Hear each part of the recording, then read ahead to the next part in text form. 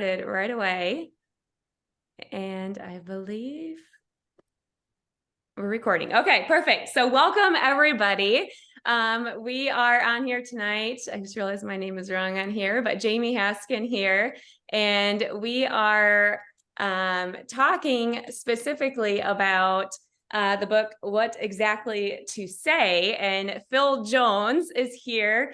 Or exactly what to say. I said that wrong, but Phil Jones is here with us, and the author, speaker, he is incredible. We had the honor of Plexus here talking or hearing him speak in Mexico. He spoke to the Diamonds and gleaned lots of wisdom off of him. He was fantastic. I hope he is speaking for Plexus in the future. So I don't know if that's a thing, but but I'm going to say, I hope. I'll just say that. So we're excited to hear from you, Phil. You have several books. You speak. You obviously are an author of these books. You're a world-renowned sales trainer, and so you have so much wisdom. So just would love to, if you'd like to share anything here, I'm going to just toss it over. And I thought I'd show up today preparing approximately nothing on purpose. and the goal behind that really is, I know that many of you here have spent time with the book, that you've given thought to how it might apply in your world. And rather than me show up looking to share things that I think were useful, I'd rather see what questions we have, see what some of the challenges that people have within implementation, application, how we can actually utilize this to be able to take what you've learned from a short read and then implement it into your daily routines, your daily life. So it starts to become something that you can not have as my words in my book, but just start with an upgraded operating system in your own life, helping you get more of the outcomes you're looking for in your Plexus business. So that was my goal of being here. And Jamie, I hope that aligns with what you were hoping for our time here today too. I love it. That's perfect. That's great. Yes, we a lot of us have finished up your book. We did your book for our book club, and we discussed it a bit. And I want to say that we had fantastic feedback from people in terms of being a book that we can utilize immediately,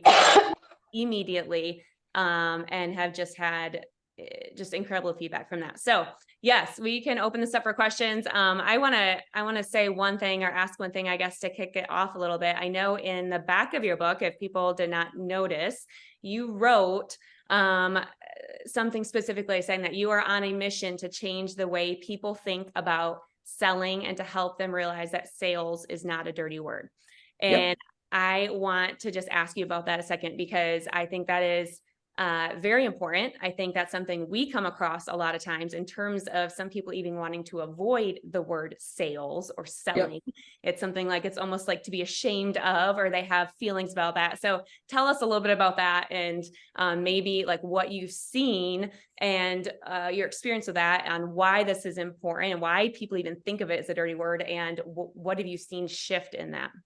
Yeah, for sure. And we'll bring everybody for the ride on this for a second. And I find it particularly funny that there is an aversion to selling in businesses like Plexus, because you are part of the direct sales industry. You are proud members of the Direct Sales Association.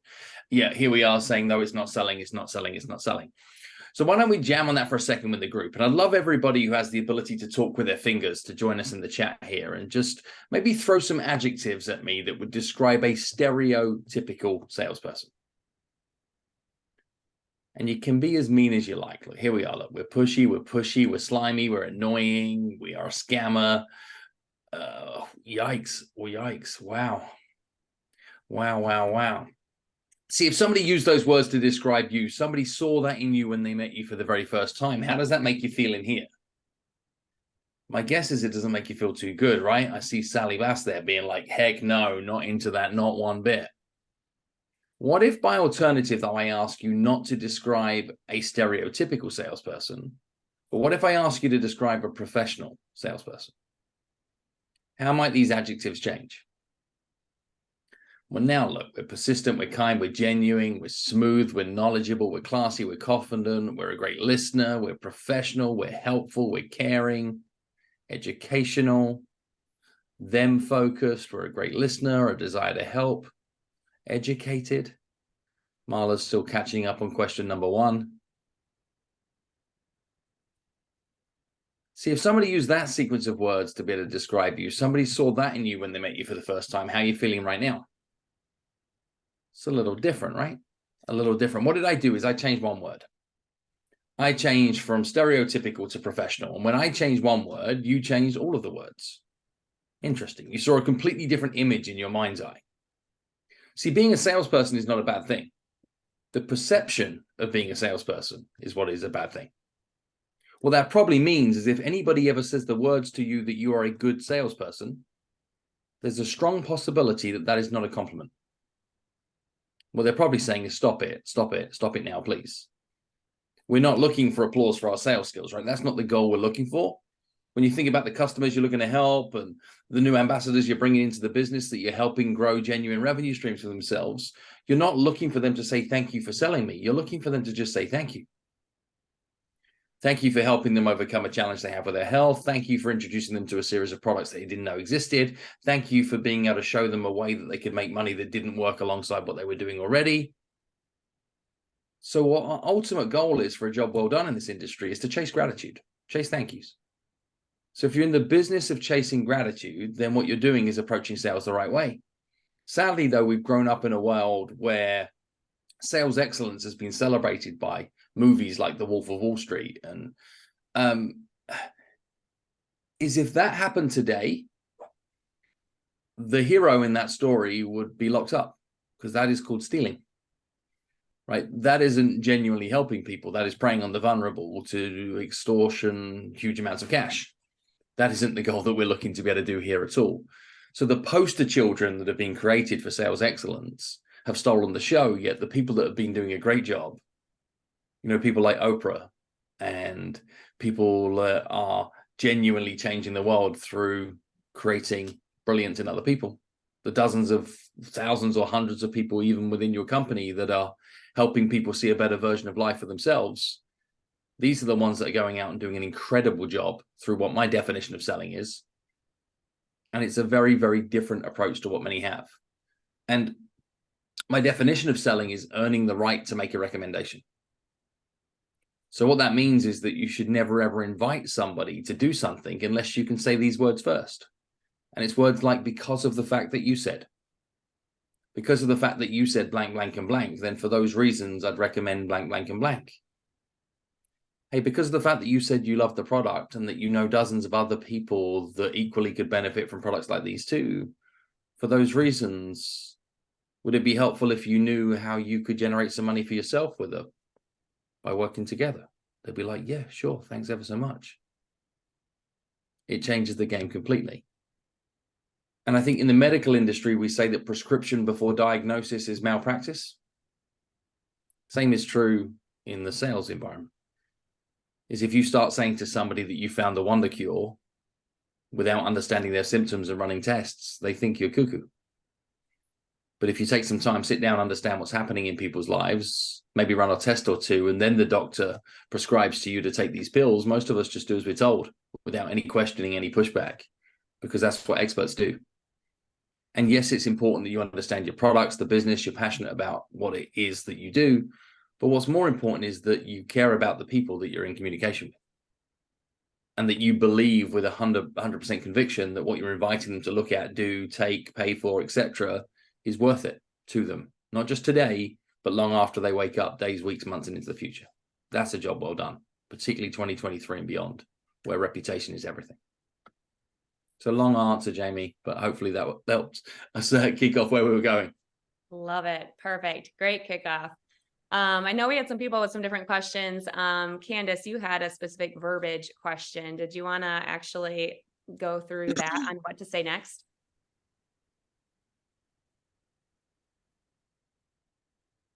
Sorry, I had to get to where I was unmuted. I was like, wait, oh, whoa, I'm up next? Wait a minute. This is your moment. Oh dear. Okay. So I'm not sure which is the easiest way to go about sharing with you. But essentially, I have a conversation that was going. I Okay. had shared some details, further info to them, and then we had kind of the silence gap.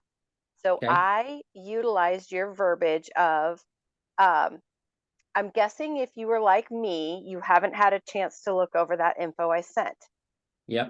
Which immediately got a response.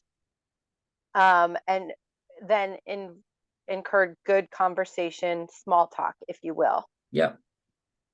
So now she said, nope, I'm not ignoring you. I'm in the middle of a move. I'm just trying to get through this next, set of time. And then I'm very interested. And when things slow down, I will touch back with you. Okay. Thank you for checking in. Okay. So then I engage in a little bit of small talk connecting. And then a few days later, followed up with a pitch to try to help her close. And said, I know you're in the middle of a move and things are hectic, but we have a sale that's running through the end of the month. Let me know if I can help lighten the load by creating a cart and making things simple for you. So all you have to do is check out. We've now got crickets. So my question is, if I've already used if you're anything like me, now what's another good touchback sentence, if you will? Okay.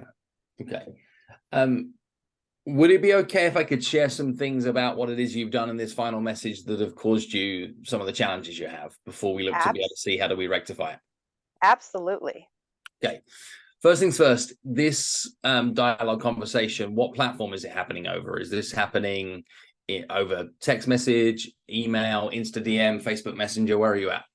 Facebook Messenger. Okay. So we know we're communicating on a platform that many individuals, particularly if you've had this back and forth, are checking somewhere like multiple times a day. Yes.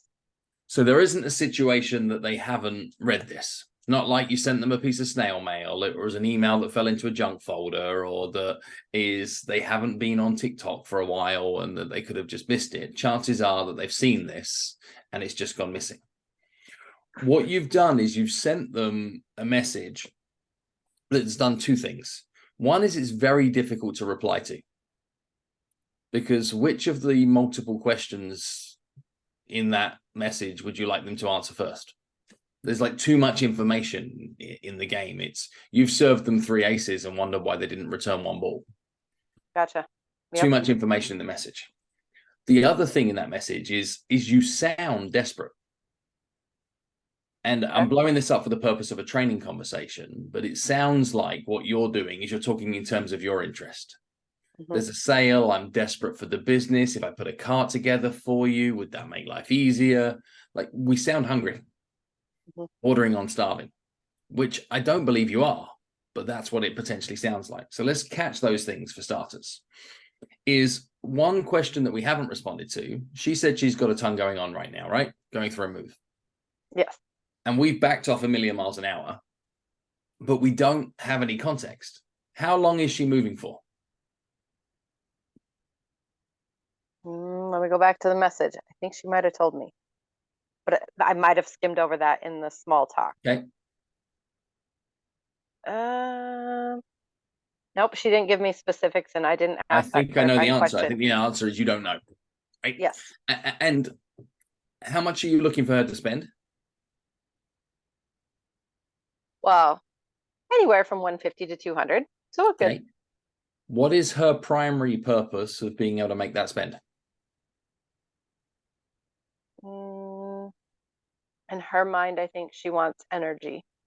Okay. And if she's going through a move, do you think she needs that energy whilst going through the move or following the move? I say yes. Does she realize that? I don't know. Okay. So if she believes the product is worth it, and if she believes that it will deliver upon more energy, and if she needs more energy, what could be the only reason that she's not moving forward with this right now? I haven't shown her the value of the energy she would get from it. Or she doesn't understand it, or she doesn't believe it's worth it. Okay.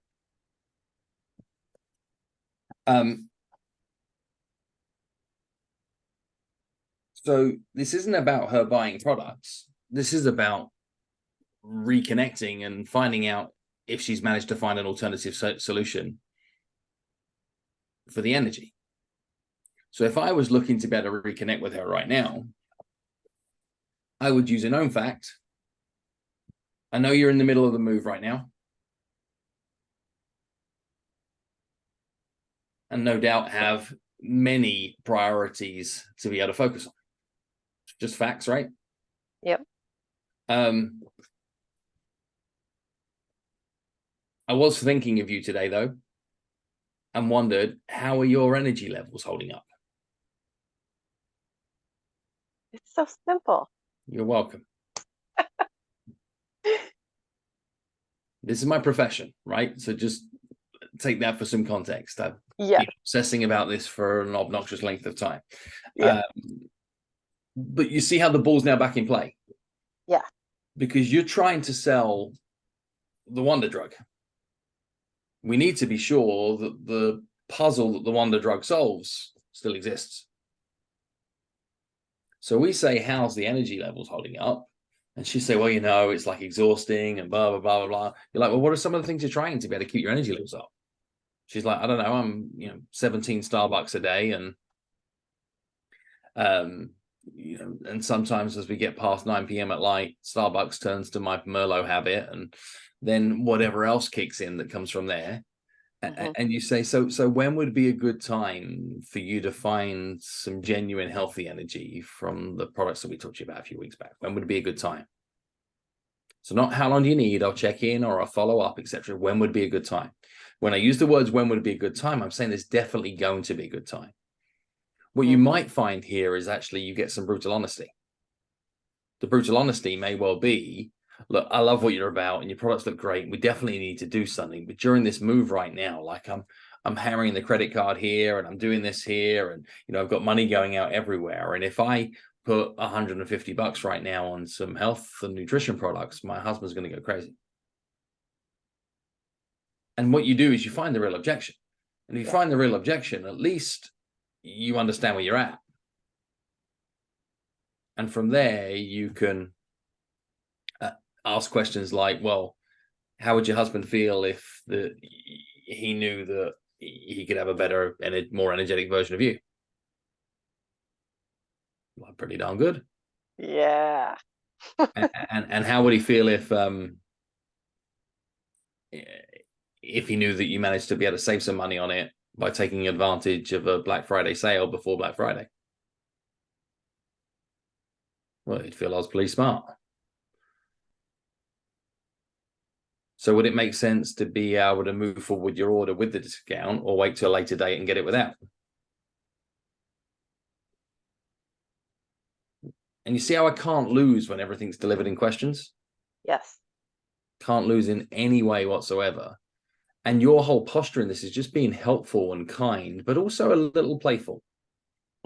The level of confidence that's south of arrogant, but confident enough to say, like, I got this, providing it's right.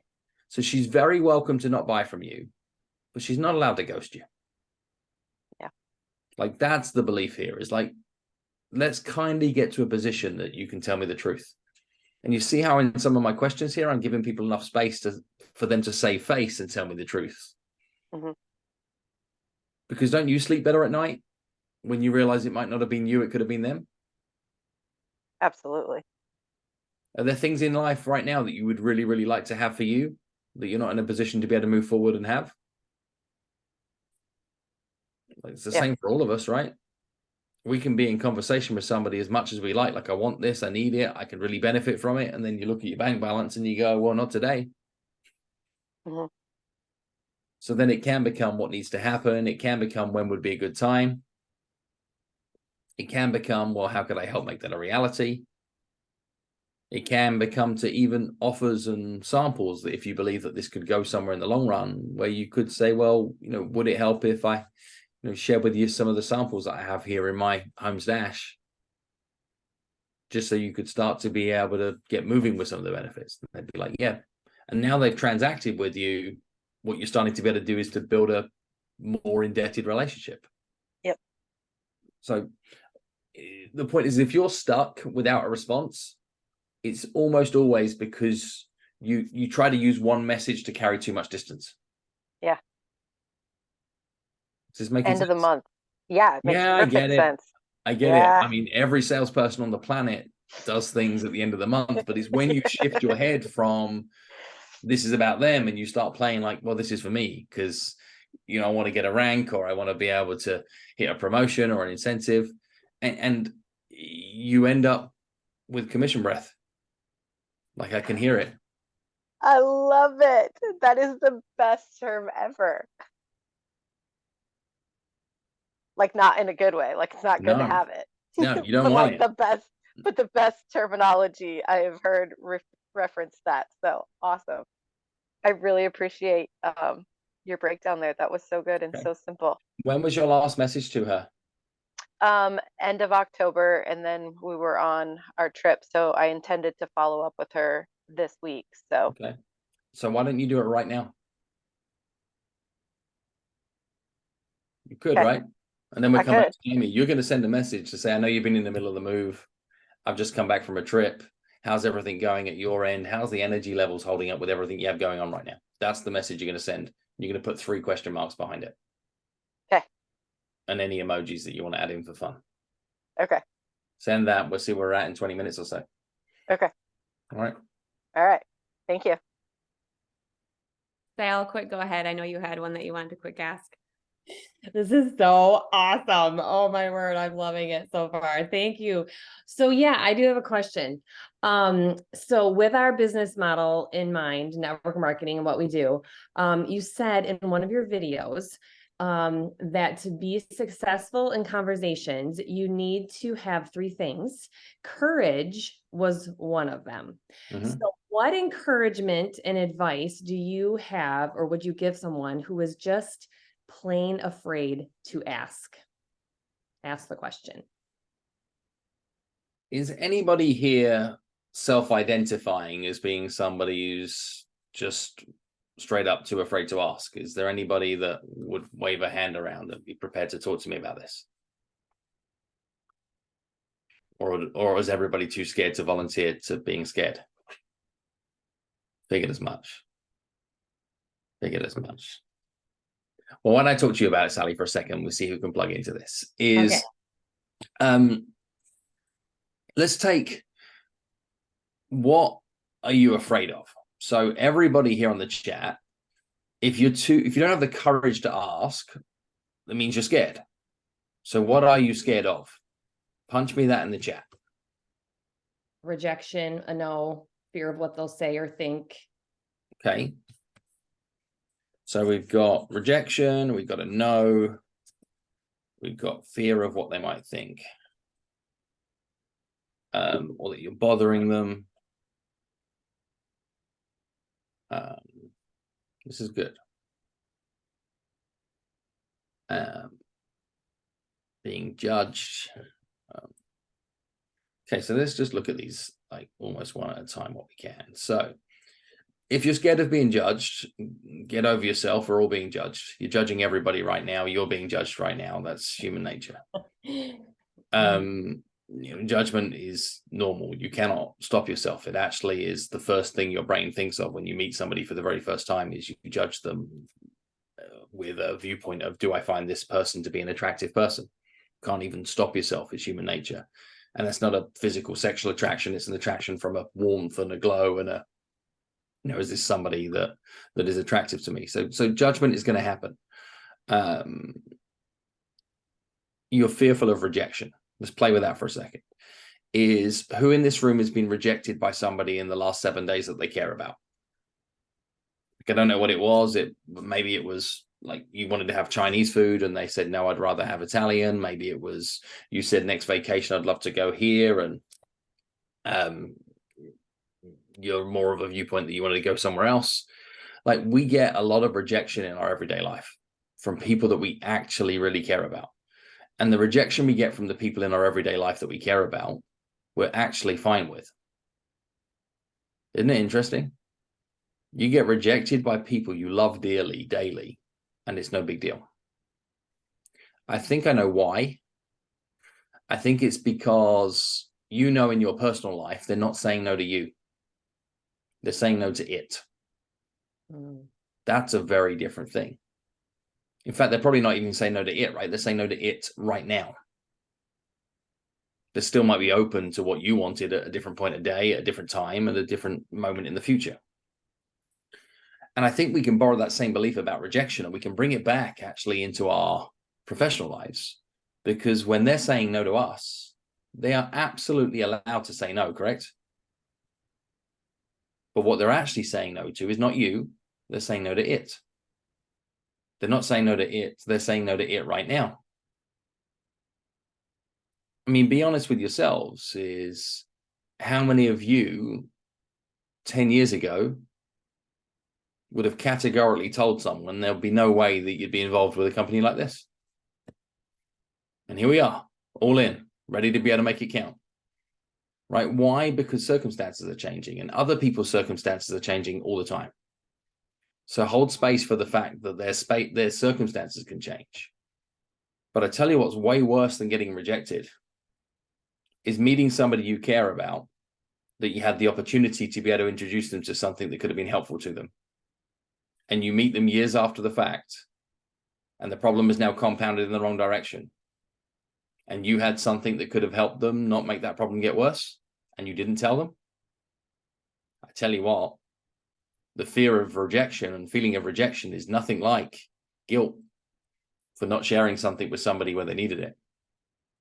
So we got, choice of two pains, a little bit of gentle rejection where somebody says no thank you, whereas what they're really saying is no thank you, not right now. So understand rejection is part of it. Be okay with it. You're okay with it in every area of your life. Why can't you be okay with it here? That doesn't mean run around and spam people. It means that when somebody says no thank you, you're okay with it.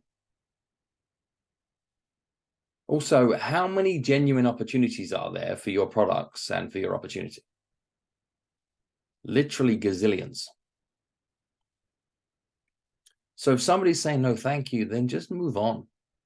It is way easier to give birth than it is to raise the dead. Like, it's proven. So if something isn't working out and something's proving to cause you too much mental disruption, too much panic, too much worry, go put the work in to find 5 brand new relationships. Go stoke up 7, 8, 10 brand new, insightful, positive, uplifting conversations with people that make your heart sing. Don't get stuck down the rut. Because if you find yourself in an argument with an idiot, you're now the other idiot. Right? You just joined them. And you don't always need to do that. And the beauty of this being your own business is that you do have the discipline to be able to choose the people you want to do business with. And I promise you, if somebody is very difficult to do business with before you do business with, they won't get easier.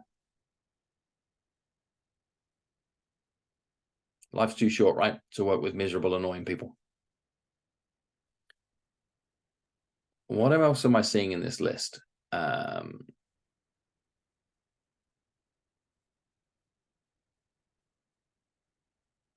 People's opinions about you.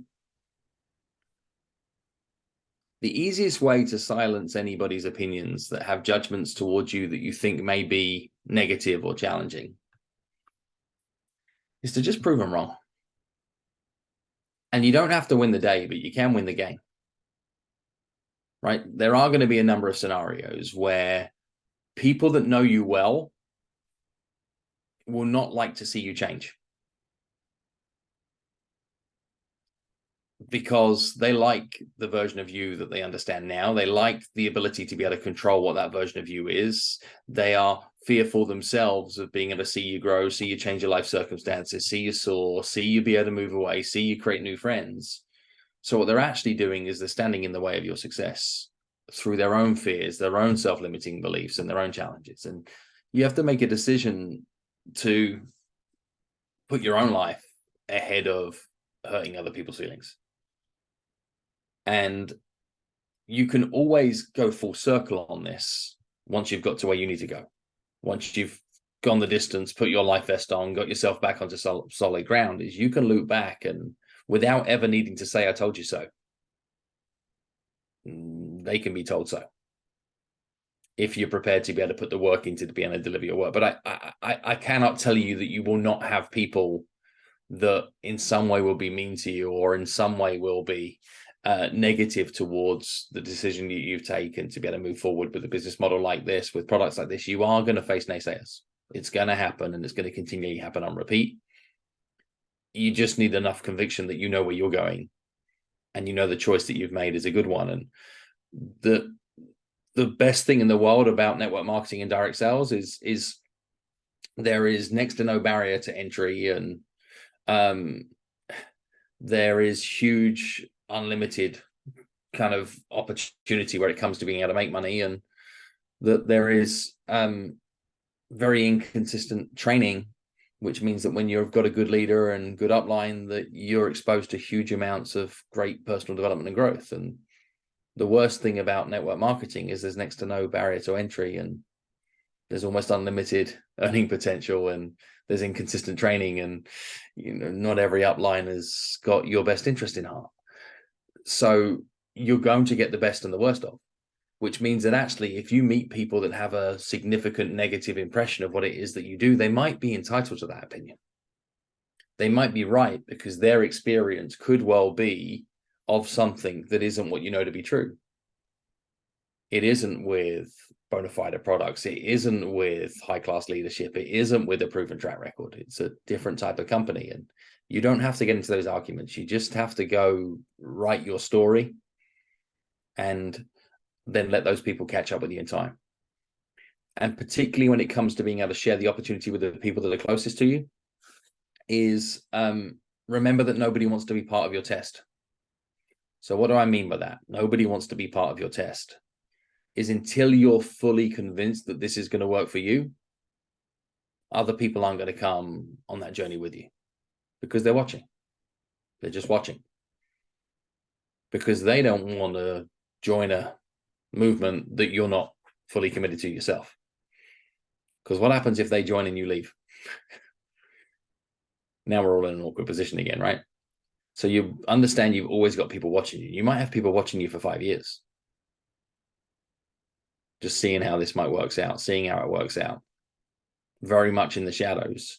And then one day you've asked them to come and take a look at something, join you at something, try something for the very first time, when it's not the first time, because you've asked them 317 times. And at that point in time, they say, yeah, I'll take a look today. So be patient. Be patient with others, but be very, very focused and determined with yourself. You can't hurry other people up, but you can choose your own pace. So you'll never know if you don't ask, right? You got to make That too. Yeah. And I think, we can also look at in the fear of rejection, the asking thing is every single person on this call right now has got a proven track record of being really good at asking. Every single person here, because we were all 3-year-olds. When we were 3 years of age, nothing would stand in our way in terms of getting the things that we wanted in life. We would ask with a level of dogged determination, with a level of persistence that really is world-class when it comes to relentless sales approach. So if you think you can't do this, you might just have to backtrack a little in your history. And I bet you can find some people in your life that can reassure you that you were pretty darn good at getting your own way at a period of time in your life, and you stuck there for a while. So don't think you can't do this. You've already done it. Love that so much. Phil, I don't know how much time you have for us here. Do you have time for another question or two? Or? Yeah, I'm here for a little, so you don't have to rush me off. Awesome. All right. I'm just going to open the floor up here. And who else has a question? Okay, I have a question. Phil, I heard you in Mexico. It was fantastic. And one of the things that you said that really impacted me was, in this industry, people quit when they don't feel successful, even though they may have success. Right. So I want to pick your brain. Can you give us some ideas of questions to help that conversation when you sense that someone is feeling that way? Okay. Yes, I can. Before I do, let's remember that prevention is always better than cure. Mm-hmm. And many of us can spend a huge amount of our time focusing on how much further we still have to go and give zero consideration to how much we've already achieved. A really good practice that all of us can have for both self-leadership and when leading others is to help the people we care about in our life not focus on their to-do list, but also put some time into writing their done it list. So what's the list of things that they've already achieved? because I tell you what, that can be pretty darn rewarding. And you might have to be able to help coach others in your world as to just how many things you've done. And I'm saying go granular details. Like if you can take somebody back to winning their 10-meter swimming badge and learning how to play chess for the very first time and tying their shoelaces, and like, we can prove that we're actually a pretty decent proven success story. So if you make it not just about Plexus, but about how far they've grown as a person and how that growth has accelerated in the environments that they've been around, that will help them be able to actually quantify. And then that can help lead to a more improved feeling, and making that part of a regular set of habits of helping people see for themselves. I think also, though, a risk that happens in industries like this, and real estate's another one I do a lot of work with that has the same challenges. The bright, shiny lights can burn brighter in what's shared in groups, what happens at events, what shows up on stage, that people can feel like unless they're a multi-squillionaire within 9 minutes from being able to jump through hoops one-legged whilst juggling, they're a failure.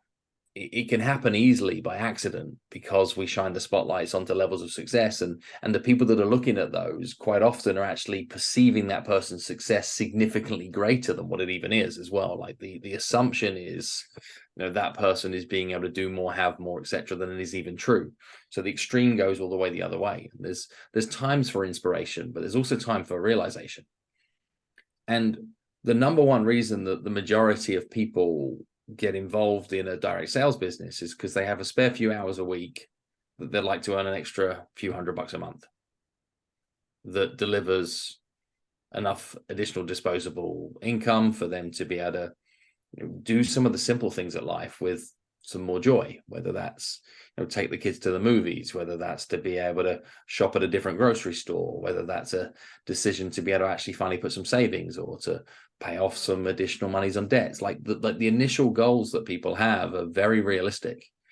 And the greatest of big teams in direct sales is when you celebrate the hundreds of people that are making small victories, not the ones and twos that are making giant ones. So that's a culture thing. That's actually helping to never forget the impact of an extra $200 a month, because an extra $200 a month is life-changing. Because if you haven't got $200 a month, an extra $200 a month is everything. But an extra $200 a month when you've got a spare 10 grand a month is not the same. So I think keep finding those examples and keep celebrating those victories, and the big shiny bright lights, they will come. But I think the realistic, honest, everyday victories that happen in abundance in your organizations, these are the moments to be able to shine. So when you've then got, so that's culture, that's helping create done it list. But when you've got somebody that you can see that is feeling like a failure, which was what your question really was, is we have to help them see that they might not be right. And that question is going to require a past, present, future arc. So we're going to start that conversation by saying, do you remember back to 2021 when you were coming out the pandemic and you and I first met? And like, yeah, I was. Do you remember some of the things that were keeping you up at night at the time? I say, yeah. You say, well, what's happened since? Let me just take a moment, just walk me through what's happened since.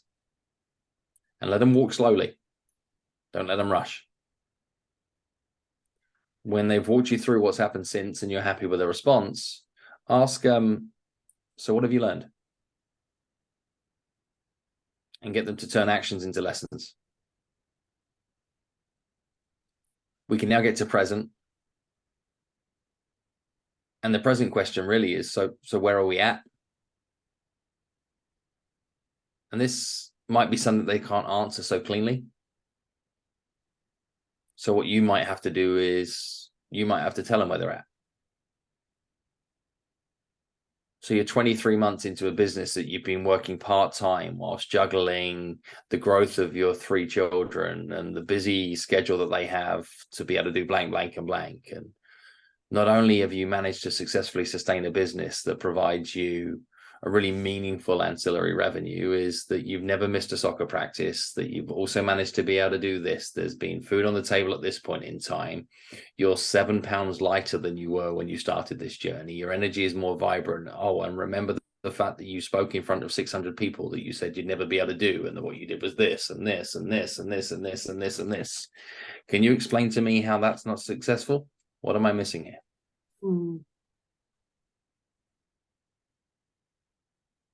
I mean, let's take a bounce back in time again. If 2021, somebody told you that this was going to be your reality at the back end of 2023, would you have believed them?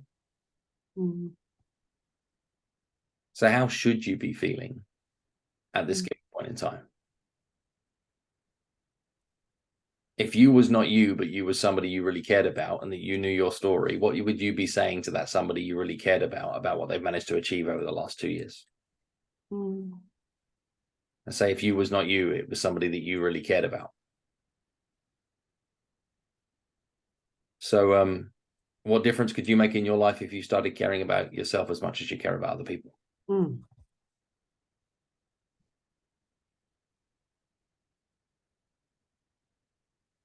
So be real with me for a second. Where do we go from here? That's future.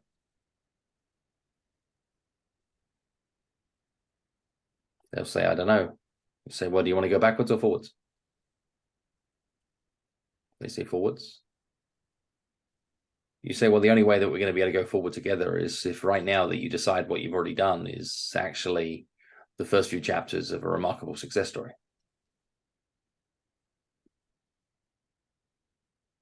Does this work? This works. Yes. Yes. See how it's slow, though? It isn't you just projecting on people and gushing with your belief of their circumstances. They won't buy it. And even if you think they bought it in the moment, they'll end up agreeing with you to make you feel better. Right? As opposed to actually changing their own belief. And this happens all the time. People will say they agree with you just to get you off. So the skill is in the questions and the skill is in the patience. One thing I learned from doing some training work with a group of Marines is a group of Marines taught me that something they say in a Marines environment is that slow is smooth and smooth is fast. And I think that relates to how we show up to some of these conversations in our life too.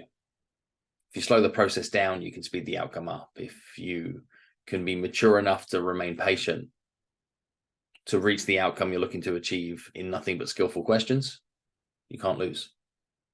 The second you start to be able to make bold statements, you're throwing hand grenades. Not saying you might not win, but it's too risky when it's real people that you care about. And Vicky, it's not so much reverse psychology, it's just psychology.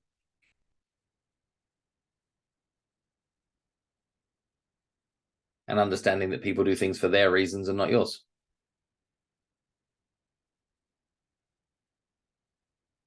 I want you to catch that for a second as well for all of you. As Michelle, you asked a very insightful, very thoughtful question. And something that everybody in this call should be aware of is to never underestimate the impact you can have on other people.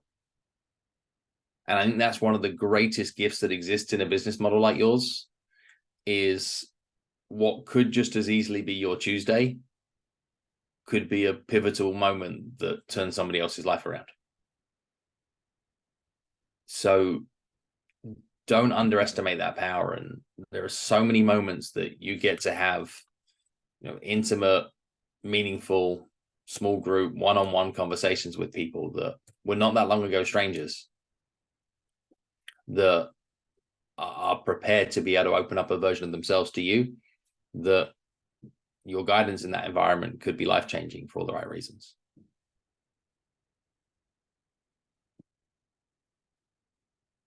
So a little bit more than 23 sequences of words in a little book you can read in an hour, right? So much better. So much more. Another question, if we still have time. We're good for about 12 more minutes. Is All that right, okay? 12 minutes. We got it for 12 minutes. Jen Boone, you had a really good question. You need to ask that.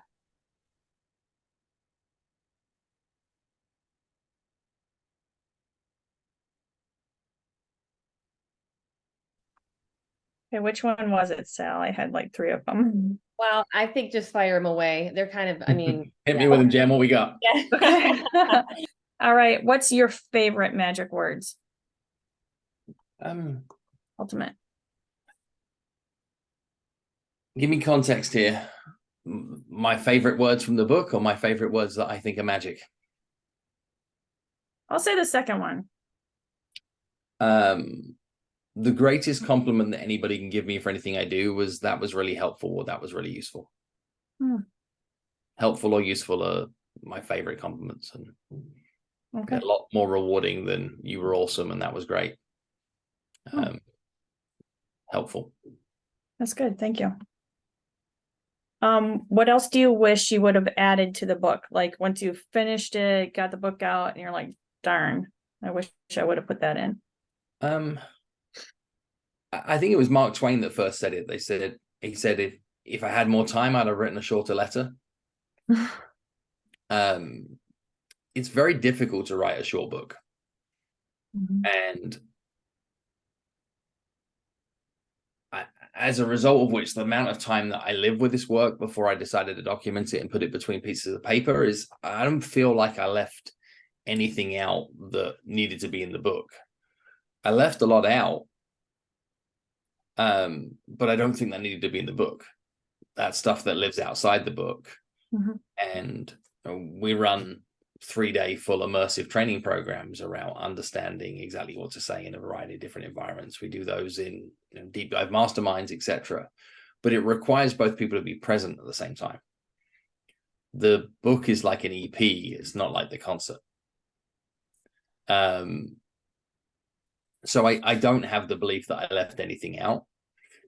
I think the only thing that I have some mild frustration more than for anything else is the book can't be read with tone.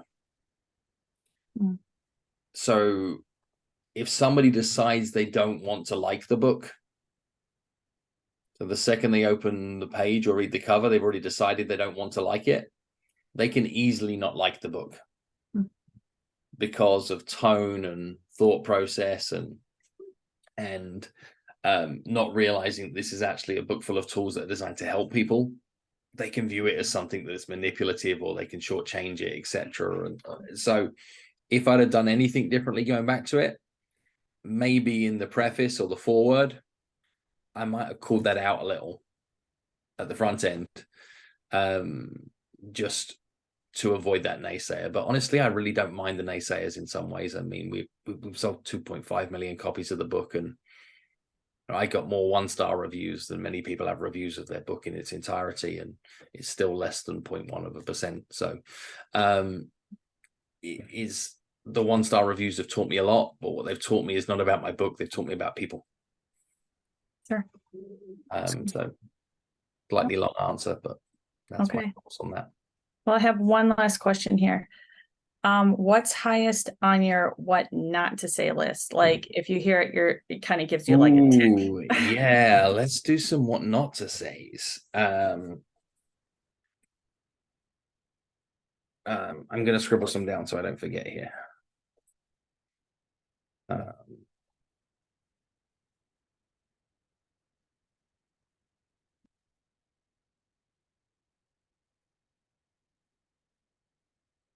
Okay. We're going to break some dreams here, that because you're going to look at all of some of your past messages. You're probably going to review some of the scripts that you've sent to other people to send, and you're probably going to see a good number of these examples repetitively showing up in hundreds of communications you've sent recently. So let's deal with the easy what not to say is, first of all, is ban as many I's, me's, my's, and we's as possible. We were founded in, we provide, I think. See, when you're talking in terms of I, you're using the least influential piece of vocabulary that you can on the planet. Swap as many of your I's for you's. So let's come back to the example that we were talking about is a little earlier on with the lady that's in the middle of a move. I think it was Candice. Speaking of the lady in the middle of the move is a big difference to I know that you are going through a move to, well, is I've heard, or I think, or that I believe that you're moving right now, versus knowing you are going through a move. See the removal of the I? Knowing you are going through a move is just a fact. I've heard, I remember, is putting you into a story that you didn't belong in.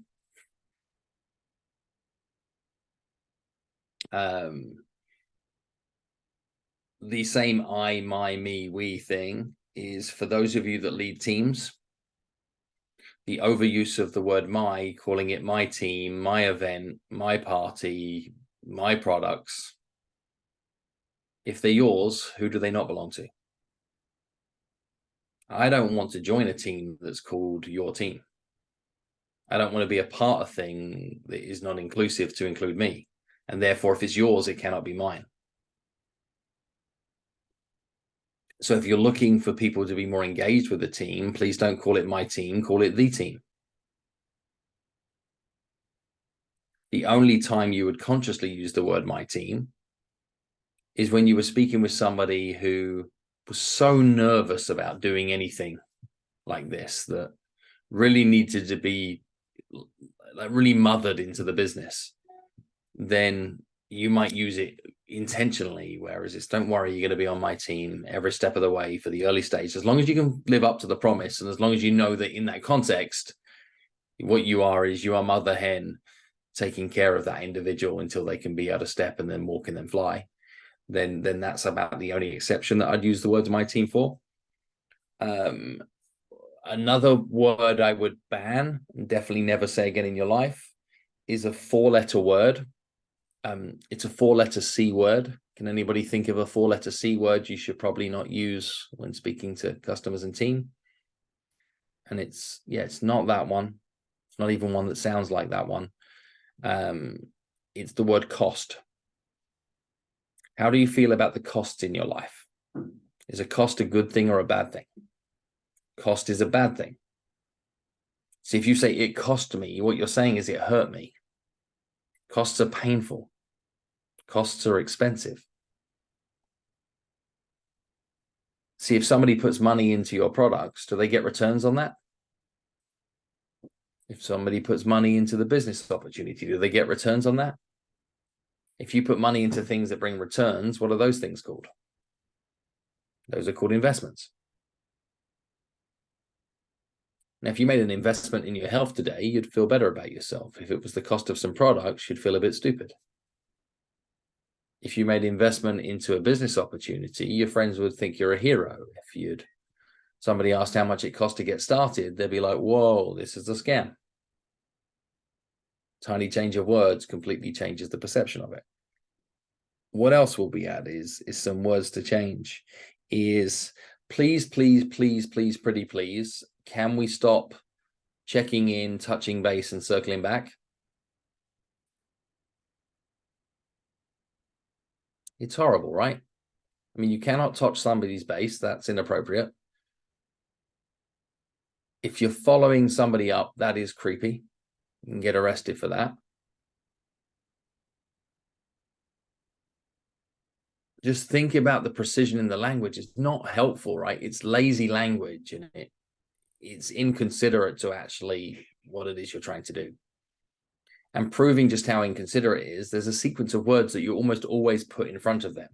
If you are looking to circle back or touch base or follow up with people, it's almost always prefaced with the words, I'm just. The words I'm just force permission. It is ungranted permission, and you're using the words I'm just to give you permission. Any of you folks know a teenager in your life that you're trying to get to do something? Every excuse they have is prefaced with the words I'm just. Anybody here a self-confessed late person? That when the other person in your life is trying to stop you from being a late person, every excuse you deliver is prefaced with the words I'm just. I'm just gives you permission to say something that you shouldn't say. It's forced permission to be able to deliver a false excuse. Every single person can do better than that. So instead of circling back, touching base, or checking in, firstly, never finish a conversation without having a what happens next statement. So if I'm Candice and somebody said, like, I've got my move to happen, you say, well, what happens next from here is you need to fully focus on your move as opposed to focusing on what we might be able to do to be able to collaborate together. And 7-10 days on from now, then I'll reconnect, find out how the move's going, and see if it's a better time to explore the possibilities of us being able to collaborate. When would it be a good time at the beginning of December for us to be able to plan that next conversation if I haven't heard from you before? She says, I'll contact you. You say, great. And if I haven't heard from you by the first week in December, would it be okay if I reconnect here on Facebook to find out what's new, what's changed, what needs to happen from here? They say, yeah, sure. Now everything's done with permission. You're not forcing permission because you got permission. So no justing, no checking in, no circling back, no touching base. Reduce the I's, me's, we's. Overuse of the word we means you literally we all over your prospects and your teammates. They're probably not going to like it. Also, try to ban using the word problem.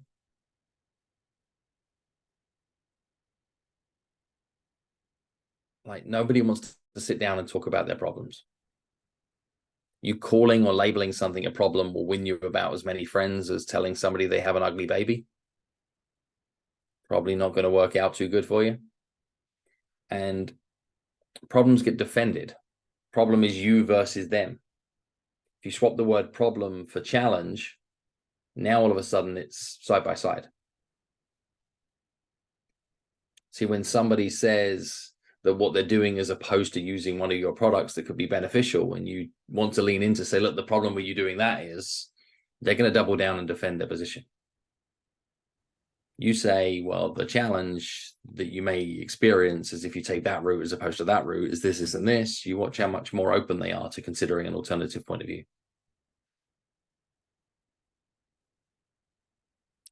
One more is be careful of how you use the word if,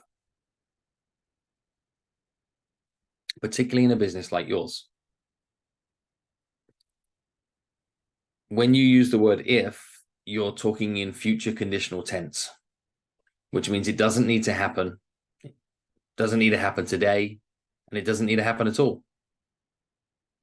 So if you decide to be able to work with us, if you decide to become an ambassador, if you're to take this product once a day, if you're to invest in this, then what we're doing is we're creating a future conditional scenario that often people can't imagine themselves in. Swap your ifs for whens. And now all of a sudden we've got active present tense.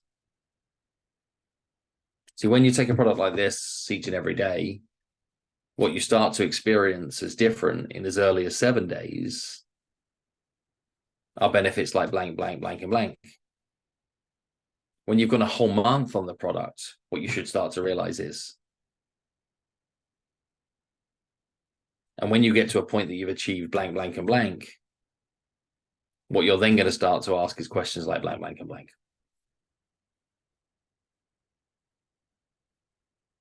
See how easy this is to change?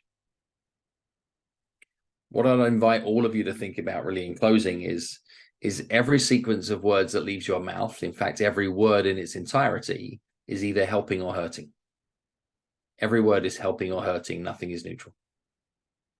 And I say that not because I want you to overthink everything you say. I'd just like you to think about everything you say, not overthink it.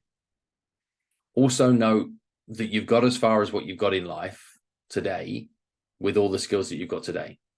So I'm not saying change everything and zip your mouth up to a point that you can't ever say anything because you're super paralyzed and you get, finger tied every time you're trying to write a reply to somebody. Just understand that what's coming from our conversation today is you're unlocking some bonus levels.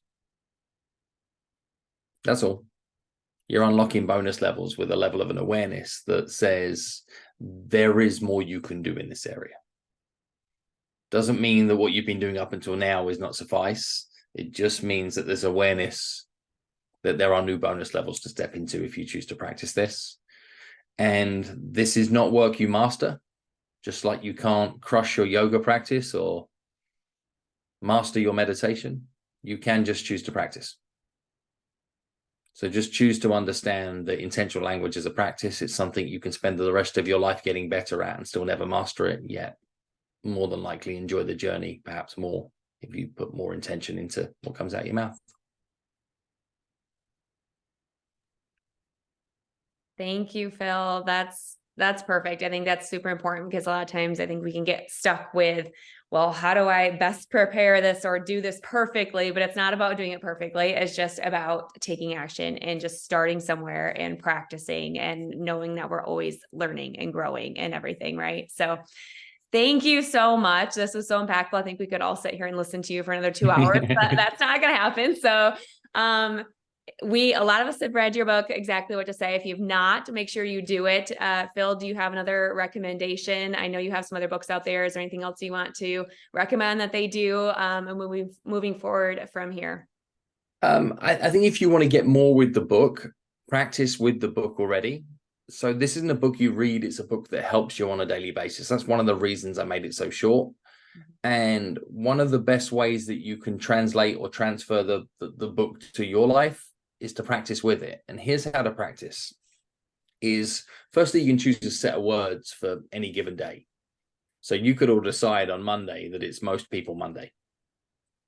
And on Monday, you're going to utilize the words most people as much as you obnoxiously can in as many scenarios as humanly possible. You're going to utilize it in home when somebody needs to do better with the laundry. You're going to use it in the line at Starbucks. You're going to use it when you're chatting to somebody at the grocery store. You're going to use it when you're in a team meeting. You're going to put it into a conversation with a prospect.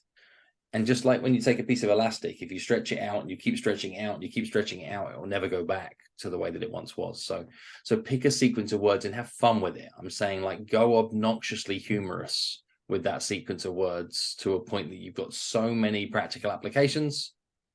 You've tried it on fully for a day and now you've got a resting pattern with them. The other thing you can do is you can just take any conversation you're working on right now.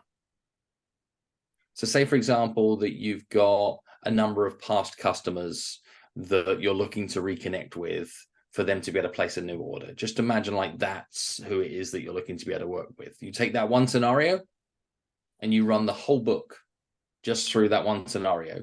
And in a scenario like that, how do you write your own examples?